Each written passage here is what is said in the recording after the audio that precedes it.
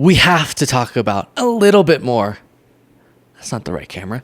We have to talk about a little bit more the absolutely insane answer that Donald Trump gave to a question about childcare. And this is leading many to say, what's going on between the ears with old Donald JT, right?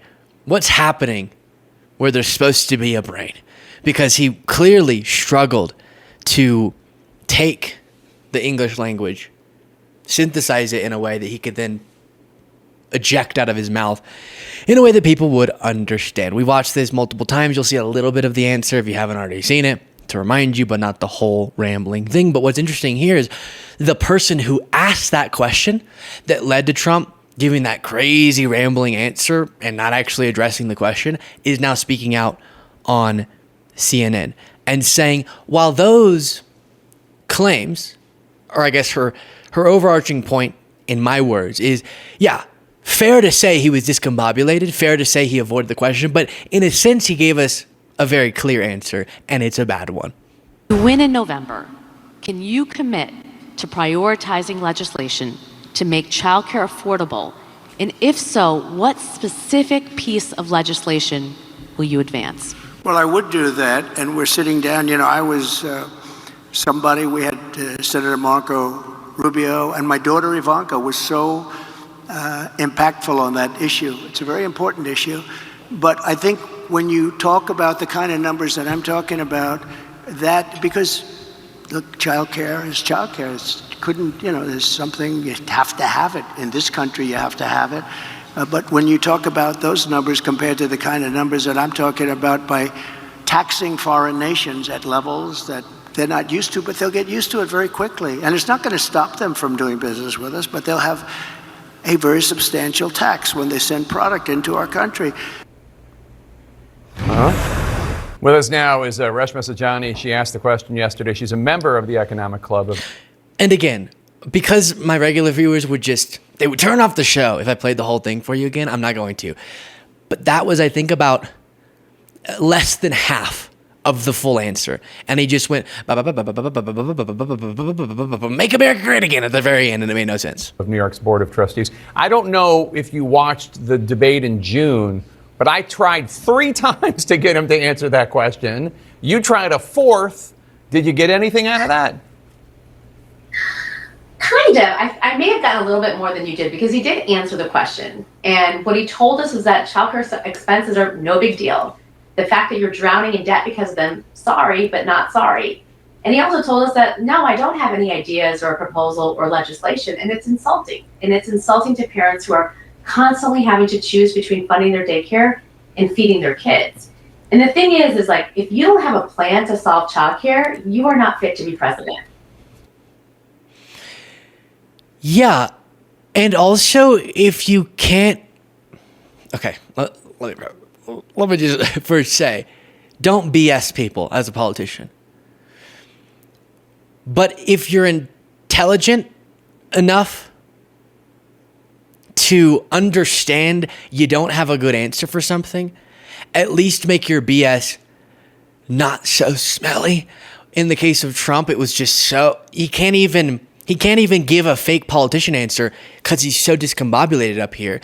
But the point she made was really on point, which is that he actually told us everything we needed to know, which is yes, brain, mush, got it. But also that he doesn't think childcare, which is what he was trying to say, but he was so scared to actually assert it, is not a significant thing that he needs to deal with because his tariff plan is going to bring in so much money to the country that we're going to be saying, stop it, we don't need any more money, we have too much money, and people won't even worry about childcare because they're going to be so rich. But if you are going to make such a claim, like one economic proposal I have, unrelated to childcare, is going to make our country and every family so rich that you don't even need to stop asking me that question. You don't need specifics because it's going to be so minimal in the grand scheme of things, childcare that is, because of our swimming in money status that we're going to be in. You best indicate you understand what a tariff is.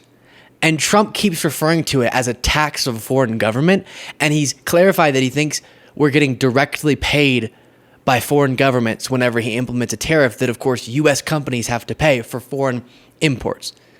So if you don't even understand what a tariff is, then your response saying, shut up about childcare because I have this tariff plan, is that much more crazy.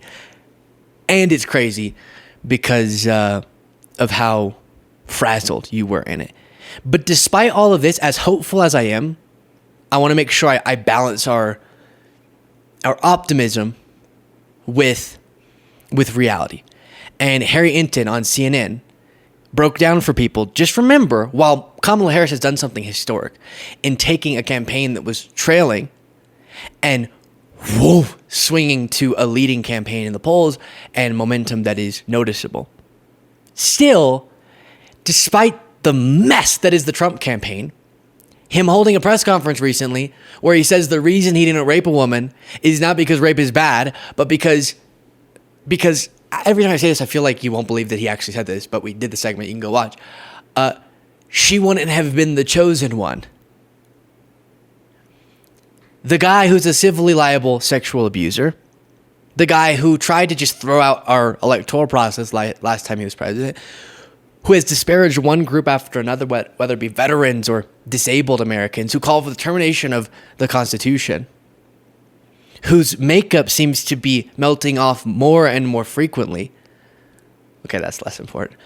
Somehow, with that answer added to the picture of Trump, it's still one of the closest elections in history. The majority of people who watch the show on a regular basis aren't actually subscribed to the channel. If you can make sure you are by clicking that subscribe button. Easy, free, simple, but makes all the difference. I greatly appreciate it to help us get the word out.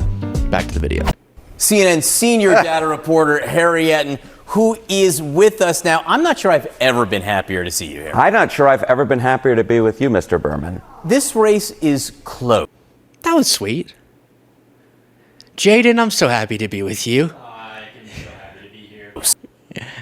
Yes. Historically close. Historically close. You know, I just want to sort of zone out a little bit, go to 35,000 feet, and just point out how close this race has been consistently close. All right, campaigns where any candidate led by at least 5 points in the polls. Look, most of the time there's at least some stretch where one of the candidates is ahead by at least 5 points. At least 3 weeks in which one candidate led by at least 5 points. That happened in every single campaign from 1964 to 2020. How many days have we had this campaign where one candidate was ahead by at least 5 points nationally? Look at this. 0 days. 0 days. The fact is this race has been consistently tight in a way that we have never seen before, Mr. Berman. This is always versus never. Correct. That's the difference between this campaign and every other campaign we've seen for the last 75 years or so. All right, the battleground polls that we're looking at. Give us some perspective on how close they are. You know, sometimes we look at these 7 close states and, you know, you see all these numbers that are up there and you go, I can't make heads or tails of it. So I just want to sort of combine them and look at the Democrat versus Donald Trump in those 7 closest battleground states. Look at the 2020 final margin and average across these 7 states. It was Biden plus 0.9 points. You don't think that could get any closer? We can, in fact, get closer. Look right now, Kamala Harris up, but get this, by just 0.6 points on average. Only about half a point, 0.6 of a point. My goodness gracious. That is how tight we are talking right now across these 7 battleground states. It is a race, Mr. Berman, that is well within the margin of error when you look across these 7 key battleground states that will determine this. So you have these individual examples of battleground state polling that will have, I think there was a recent Wisconsin one, Harris up by a significant margin, like 8 percentage points. That, if it were the average across battleground states, would feel really good. That's not where things are, though. The averages place, as he's saying here, the margin, not just within the margin of error, but I set that up like it was a really significant point. Well within the margin of error. No, but it's a very close race is the point. And we are going to work and we're going to celebrate when hopefully this close race yields a Harris victory. And we're just going to live it up. We're going to pop the champagne. But at some point after that, so let's just focus on that between now and there, work to hopefully have a really fun few days afterwards. But at some point, we need to circle back and have a little bit of a depressive session about why this election is going to be so close, given who Trump is. Whether it was Biden or Harris or any other Democrat you could have thrown in, it was going to be a close race, which is so freaky and is so wrong. And man, I love America. But